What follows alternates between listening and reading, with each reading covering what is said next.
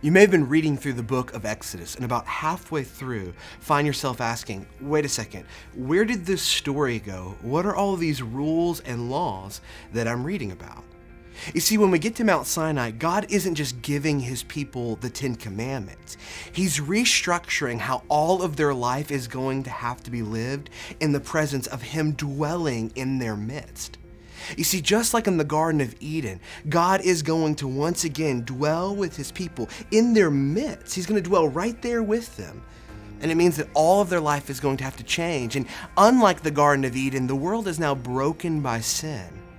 And so for God to take up dwelling in the midst of a sin-sick and broken people, it's going to mean that their life is going to have to change, that everything is going to have to be altered in light of him dwelling in their midst.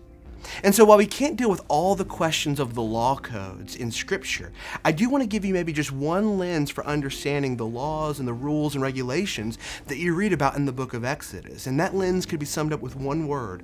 That word is liturgy.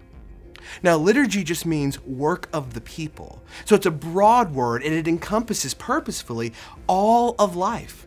That all of Israel's life will now be liturgical. It will be consecrated or lived revolving around the presence of Yahweh dwelling in their midst. It means that what they eat, how they clean, how they worship, how they live and work and do everything that they do will now be altered in light of the presence of Yahweh that's in the midst of the people.